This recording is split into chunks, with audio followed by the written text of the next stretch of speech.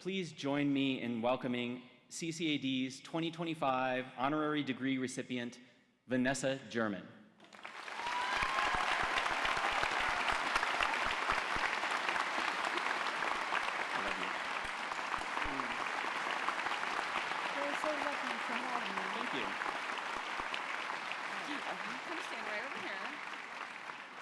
Okay, this is the moment of choreography. Thank you, Dee. Thank you, Vanessa, for joining us today.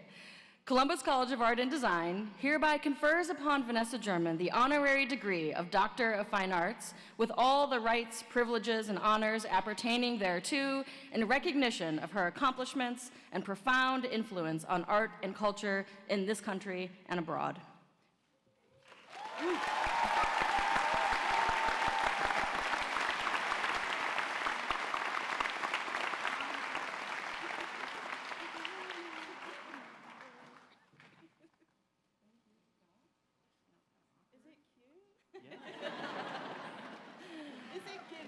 Is it giving doctorate? There you go.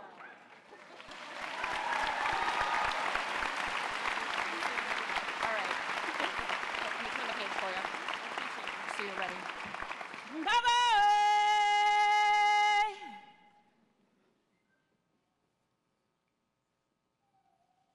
Bye-bye. Bye-bye.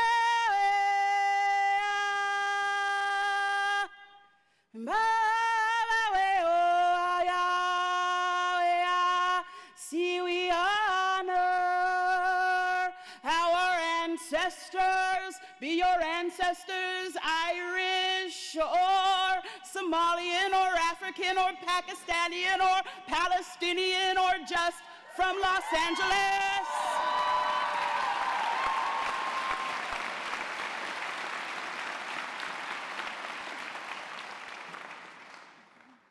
The first functioning organ system of the human body is the heart.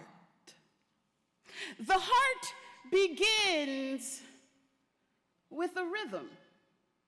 There's a bunch of cells, you know, they hanging out in a street corner in the dream of you. And all these cells, they sort of looking at each other like, who are you? What are you gonna do? Are you gonna be a liver?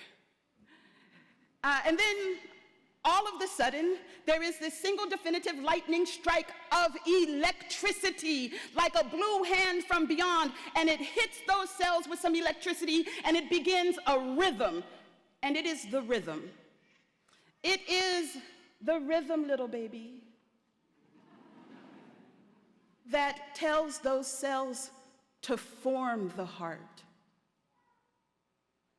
It is the song that tells the body to begin the heart. And then the heart begins to form, and then it beats with the same single blue lightning strike of electricity that struck the cells. It is the same heart that is beating in your body right now. It is that same miraculous moment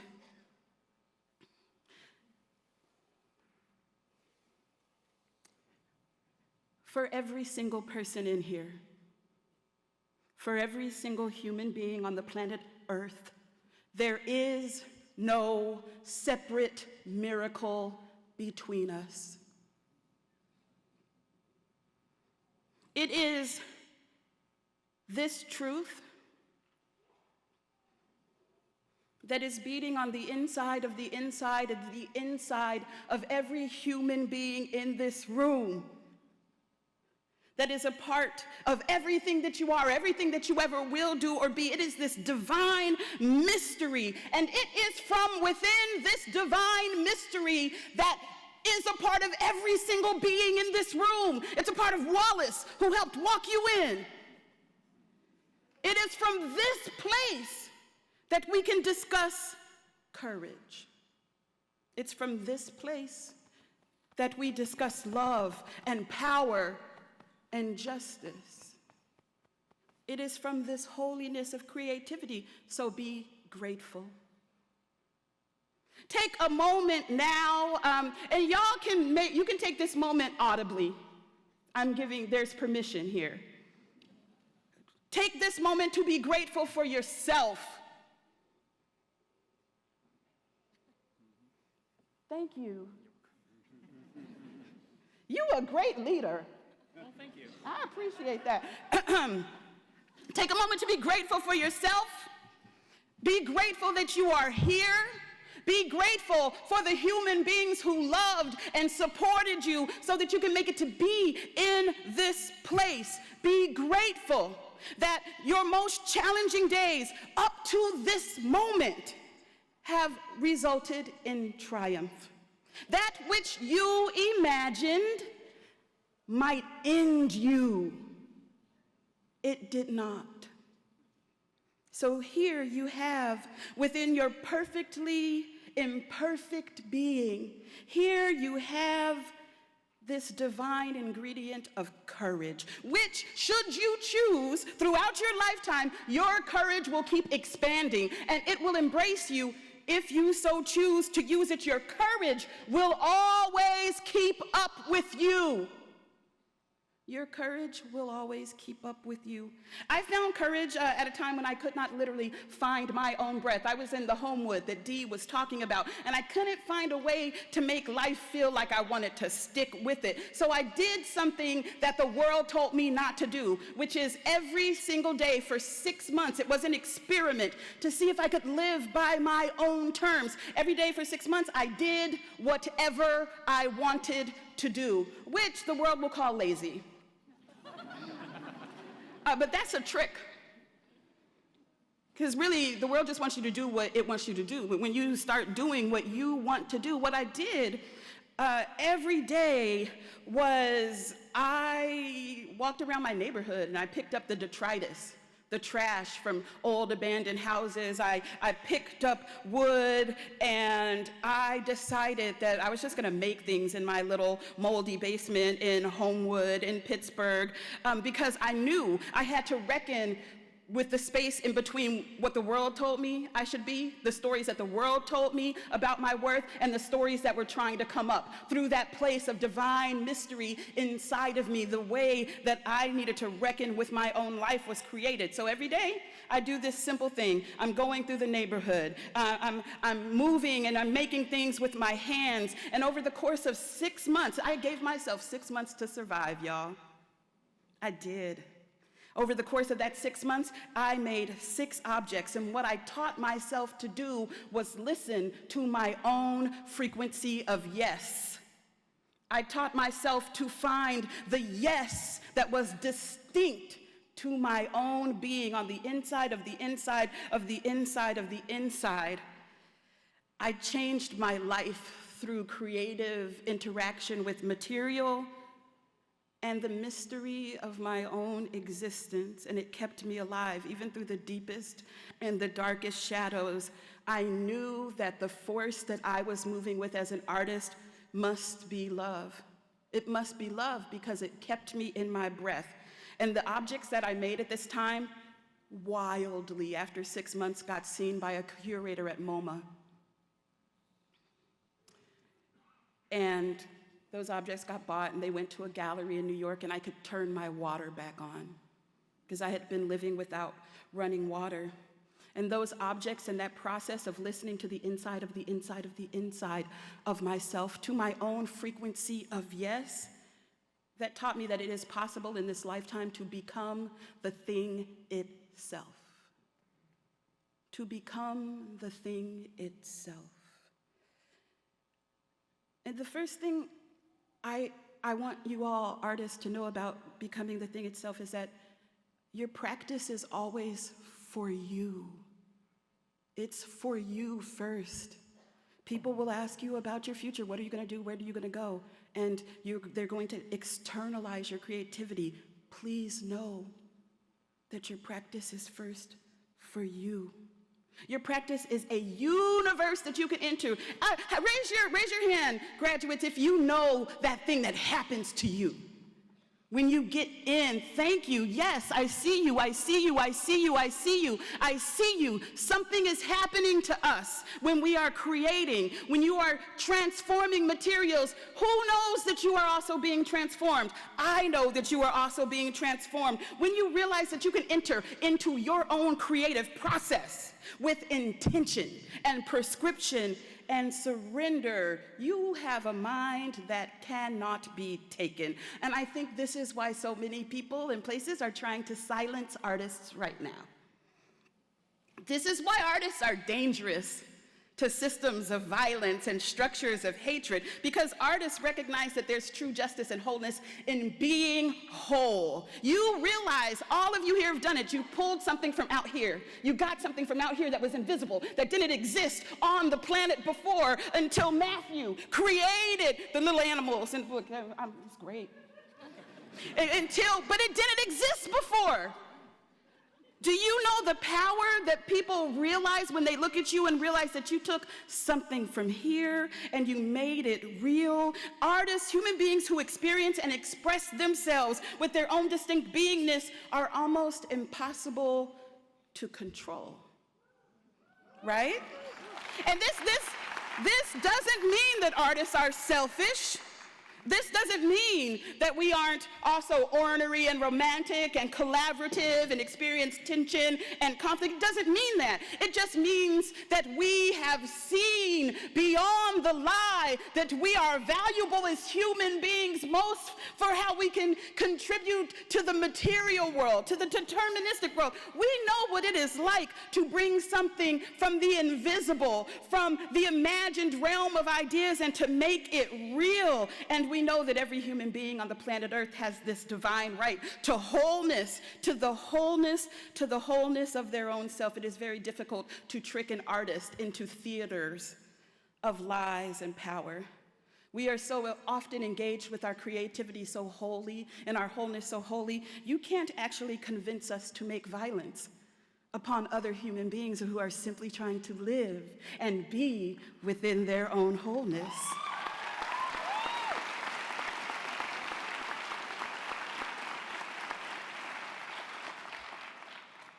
Everyone in here whose heart is beating on this planet Earth has a right to engage with their own divinity of wholeness. Wholeness respects wholeness. I beseech you all to become the thing itself. Listen so deeply to that place inside of you where that single definitive lightning strike of electricity told a few cells to make a song, to make a rhythm. That's your song. Only you have that song. But scientists, no doctor can tell you where it comes from.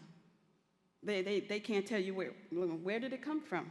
You have to have a conversation with that at all times. Have conversation with that, every single person in here. When you're at lunch, when you're on the train, when you're in your moody silence. This is what it means to see, to feel, to listen, to consider, and to be open to further communication from the mystery that is all of this.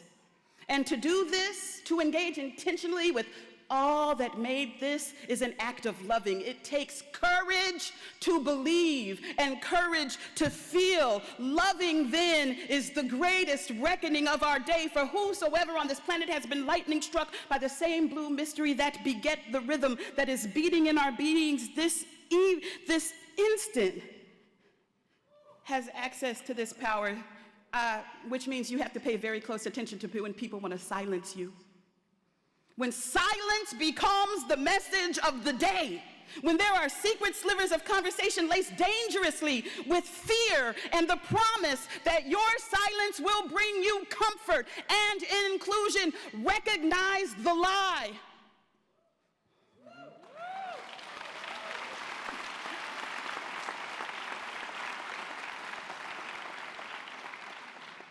Silence can be sharp. It will cut you into pieces. You are here to be whole. And there is a difference between silence and a difference between stillness. Find out what the difference is between silence and stillness for yourself.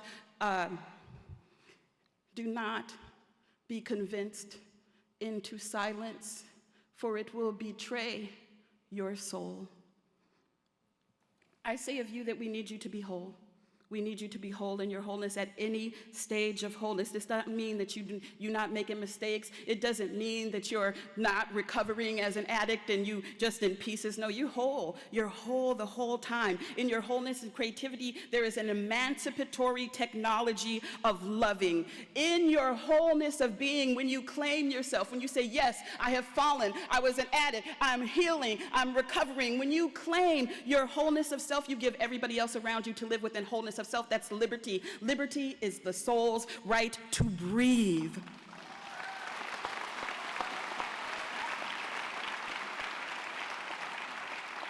So know that in this way, y'all are probably the most powerful generation this planet has known. Somebody mentioned AI. You have artificial intelligence. Artificial intelligence was not struck by the single blue mystery of electricity. You can ask AI a lot of things. Whatever you ask AI, also ask yourself. Ask it of that place. In your wholeness, there's safety and there is power.